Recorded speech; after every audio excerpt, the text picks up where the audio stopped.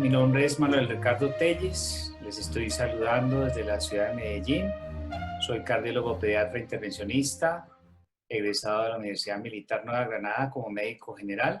Soy pediatra del Hospital Infantil Lorencita Villegas de Santos y cardiólogo de la Universidad del Bosque con el programa de la Fundación Clínica Chayo. Hice una pasantía, una especialización en la hemodinamia de cardiopatías congénitas del niño y del adulto en el Instituto Dante Passanese de Cardiología en el año 2002 y me encuentro ejerciendo desde esa época en Colombia. Me corresponde hablar un tema muy interesante que quise traer aquí al programa porque representa un importante ejemplo de la toma de decisiones que uno se enfrenta a veces en la sala de hemodinamia y que muchas veces no es tan sencillo y tan fácil como puede aparentar o aparece en los libros. Yo trabajo en la ciudad de Medellín desde hace 14 años, 16 años, perdón. Sin embargo, no me he desvinculado de la Fundación Clínica Chayo y alterno en otros servicios de cardiología pediátrica como cardiólogo pediatra, ecocardiografista y como cardiólogo pediatra intervencionista. Para el día de hoy, entonces, les voy a mostrar esa experiencia que tuve recientemente en una de las clínicas a donde voy, en la ciudad de Manizales, y voy a compartirles mi pantalla para iniciar el relato.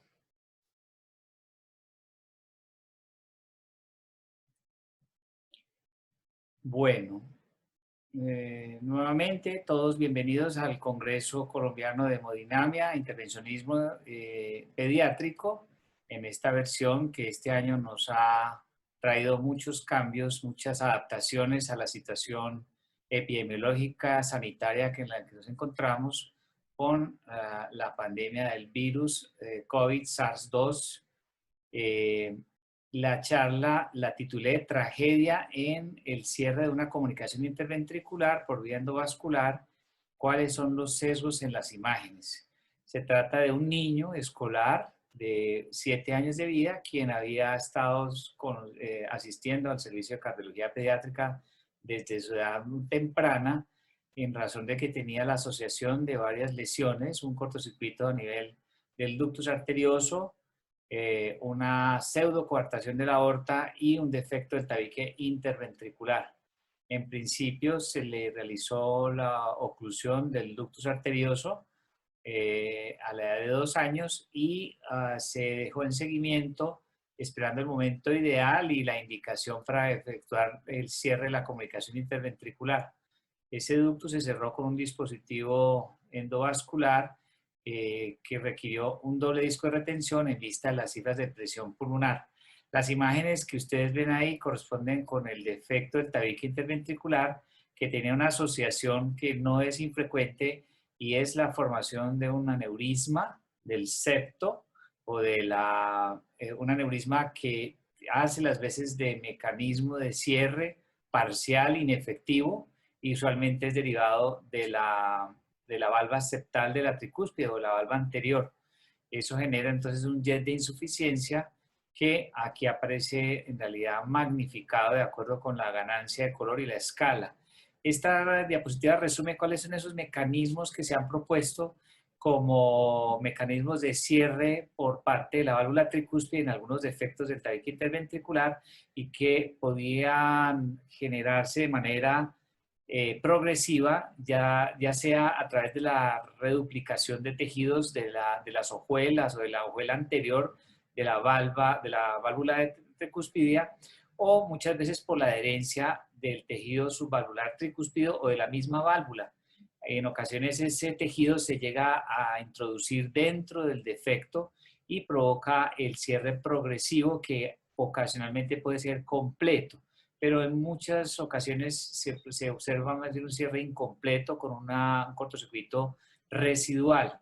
Por otra parte, la presencia de esa insuficiencia tricuspidea no necesariamente corresponde con un mecanismo de cierre, sino podría tratarse de una hendidura real, un defecto estructural de la válvula, presentándose entonces un cleft o una hendidura, como les digo, O en ocasiones ocurre también un efecto Venturi por parte de la jet de regurgitación que se puede observar en el defecto del tabique interventricular y que provoca el empuje de la valva anterior de la tricúspide produciendo su apertura funcional. Lo cierto es que la válvula tricúspide muchas veces está involucrada hasta en el 85% de los casos de cierre espontáneo de los defectos del tabique interventricular, especialmente cuando están localizados en la región membranosa y con mucha frecuencia son reportados de esa manera en el ecocardiograma. Cuando esa información es muy explícita, se habla entonces de ese tejido que sobresale, que no constituye un verdadero aneurisma, sino es la conjunción de esas estructuras subvalvulares o valvulares y que provoca de todas maneras la reducción del cortocircuito y habla uno entonces de un orificio del lado izquierdo que es bien definido y un orificio del lado derecho que pueden ser uno o varios. Entramos entonces al procedimiento de hemodinamia con esa información preliminar y encontramos pues en el momento del acceso que teníamos varias opciones de manejo. Estamos hablando de los 4 posibilidades de acceso del defecto. La primera a través del foramen oval, llegando hasta el defecto por vía retrógrada y colocándolo del ventrículo derecho hacia el ventrículo izquierdo. Cuando la anatomía se preste es muy favorable y tal vez es el mecanismo o digamos, el procedimiento de menos complejidad es hacer un cierre retrógrado bajando desde la válvula aórtica y localizándose a través del orificio para colocar el dispositivo nuevamente del ventrículo derecho hacia el izquierdo. Se requiere para eso una anatomía favorable que, entre otras cosas, debe tener unos buenos bordes o limbos o márgenes del defecto. Por otro lado, existe el cierre perventricular, del cual no tengo mucha experiencia y se hace pues con un abordaje mixto con el cirujano, especialmente para los defectos que están localizados en la parte más apical, mesial y apical del tabique interventricular. Y por último, lo que llamamos la técnica clásica, que es la que estamos viendo a mano derecha abajo, que implica realizar una asa arteriovenosa y desalojar el dispositivo del ventrículo izquierdo hacia el ventrículo derecho. Teníamos que tomar una decisión con base en la anatomía, en el tamaño del defecto, en el tamaño del paciente, y eso es lo que usualmente se suele hacer. Para eso disponemos de una cantidad de herramientas. Estos son los diferentes dispositivos que existen en la actualidad, disponibles en nuestro medio la mayoría, algunos de esos diseñados específicamente para algunas de las anatomías, como los defectos membranosos que tienen algún borde hacia la válvula aórtica, un borde pequeño, o los bordes o los defectos que están lejos de la válvula aórtica, que pueden ser susceptibles de los dispositivos que son completamente circulares o cilíndricos. Ahí también vemos un dispositivo que se llama tapón vascular, que se utiliza para muchos efectos y que se puede utilizar también en algunos casos de comunicaciones interventriculares. Todos estos dispositivos que les estamos mostrando, por ejemplo, el que está a la izquierda es un dispositivo para ductus arterioso muy pequeñito. Tienen ciertas propiedades en cuanto al tamaño de sus discos, en cuanto al tamaño de la cintura, la presencia o no de un tornillo de donde se sujeta, ese que vemos a la izquierda abajo, que es totalmente excéntrico, que carece de uno de los bordes y que está diseñado para cuando no existe el margen superior que está en relación con la válvula aórtica. Y por otro lado, los dispositivos, además de ser en diferentes tamaños, pequeños, medianos o grandes, tienen también la cualidad de su rigidez. Y eso es lo que se observa aquí con esta imagen, donde vemos cómo algunos dispositivos son supremamente rígidos y otros supremamente blanditos, como este que se llama dispositivo de CONAR. Por otro lado, los sistemas de entrega por donde se introduce el dispositivo para poderlo perfilar tienen diferentes tamaños y como bien lo mencionó una filósofa colombiana, Esperanza Gómez, el tamaño sí es muy importante en estos casos, sobre todo cuando tenemos niños pequeños. Aquí vemos los dos ejemplos de las dos vías de acceso, la vía anterógrada a mano izquierda y la vía retrógrada a mano derecha. Y este es en un modelo acrílico donde ustedes pueden ver que los dispositivos básicamente tienen todos la misma propiedad de introducirse con una camisa entregadora y de liberar un disco de retención distal que se desaloja primero y posteriormente una cintura y un disco de retención proximal para que entre los dos provoquen su alojamiento y su mecanismo de sujeción que se llama stenting o fuerza radial, de la cual se utiliza para poder permanecer en su sitio de manera transitoria inicialmente, las primeras 2 a 3 semanas usualmente, para posteriormente generar una reacción de inflamación y de fibrosis y endotelialización progresiva. Este es el caso de nuestro paciente donde vemos en la ventriculografía izquierda que se observa existe un defecto de continuidad del tabique interventricular localizado en la región subvalvular aórtica que llena parcialmente el ventrículo derecho y lo llena de abajo, de arriba hacia abajo,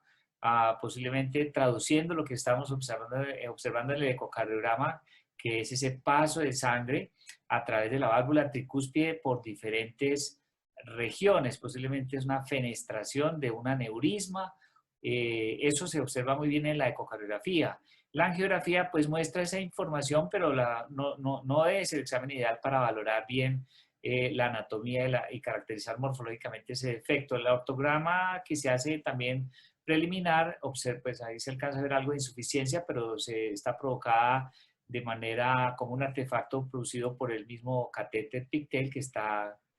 haciendo contacto con la válvula aórtica. Decidimos en primera instancia intentar una vía de acceso rápida o retrógrada, pasando una guía, sobrepasando el defecto y llegando hasta el interior del ventrículo derecho. Avanzamos un sistema de entrega y en el sistema de entrega a mano derecha ustedes ven el dispositivo que se avanza y se progresa hasta la parte más distal. Ahí se exterioriza un disco de retención distal y se acomoda muy bien el dispositivo en el tabique interventricular. Sin embargo, ustedes ven que en la ventriculografía de control el dispositivo está en sitio, pero él está cabalgando muy bien el tabique interventricular. Sin embargo, había alguna duda con respecto a la porción superior o posterior del defecto y provocando una insuficiencia que por ecocardiograma nos mostraba que era significativa. Igualmente, la inyección con medio contraste, a pesar de que se insistió, como dice ahí, en intentar reposicionar el dispositivo, vimos mucha dificultad para realizarlo en muchos intentos que se hicieron, obviamente provocando fenómenos eléctricos, taquicardias, y finalmente, después de varios intentos, vimos que no era conveniente esa vía de acceso. Decidimos intentar entonces la alternativa, que era la vía anterógrada, que ya implica hacer un sobrepaso del defecto, después posicionar una guía en la arteria pulmonar e ir a rescatarla con un sistema SNARE. En ese momento está configurándose lo que llamamos una asa arteriovenosa. Y esa asa arteriovenosa tiene la función de poder trasladar un sistema de entrega que se localiza inicialmente en la aorta ascendente y ahí se quiso exteriorizar el dispositivo que se utilizó, utilizando entonces lo que llamamos esa vía clásica. Finalmente logramos hacer la progresión del dispositivo, retroceder, aproximarnos, hacer un ángulo de ataque y finalmente llegamos de una manera un poco controlada hasta el defecto interventricular. No tengo la imagen de la ventriculografía posterior, pero el dispositivo quedó localizado, este es en el ecocardiograma, no le puse color, pero quedó localizado en su defecto y finalmente terminamos el procedimiento de manera exitosa con un dispositivo que se utilizó simétrico, muscular, que se localizó pues de esa manera. El paciente fue llevado a su habitación para hacerle su control postoperatorio y a las varias horas nos avisaron que el dispositivo se había embolizado a la vena cava superior. Sin embargo, cuando entramos a rescatarlo, un par de días después, vimos que el dispositivo ya no estaba alojado en la cava superior, sino estaba en la carótida derecha, Hasta allá logramos llevar un sistema de rescate y logramos capturarlo para poderlo exteriorizar, sacar a través de la aorta y llevarlo hasta el introductor para poderlo retirar del paciente. Se rescató entonces el dispositivo y se reprogramó, nuevamente se volvió a valorar la anatomía de ese paciente. Como ustedes ven aquí a mano derecha, el defecto medía 5.7 milímetros y nosotros estábamos con un dispositivo de 6 milímetros que teóricamente le quedaba bueno, con discos de retención de alrededor de unos 10 milímetros. Y aquí estaba en la asociación del cortocircuito con la pequeña insuficiencia tricuspidia. Decidimos nuevamente hacer otro intento, eso fue una semana después, y logramos llevar nuevamente a hacer la técnica que habíamos decidido nuevamente hacer, era la técnica anterógrada, o sea, la clásica. Nuevamente volvimos a posicionar, esta vez nos fuimos con un dispositivo de 8 milímetros, pensando que podíamos llegar a cubrir con tranquilidad el dispositivo, la totalidad del defecto. Eso lo llevamos a hacer en un paso a paso, donde exteriorizábamos el disco izquierdo, pero a la hora de tratar de colocarlo no se nos alojaba y veíamos su posicionamiento anormal en la ecocardiografía, veíamos que el dispositivo no era capaz de sostenerse y inclusive quedaba muchas veces en la porción derecha del defecto, por lo cual pues no pudimos liberarlo.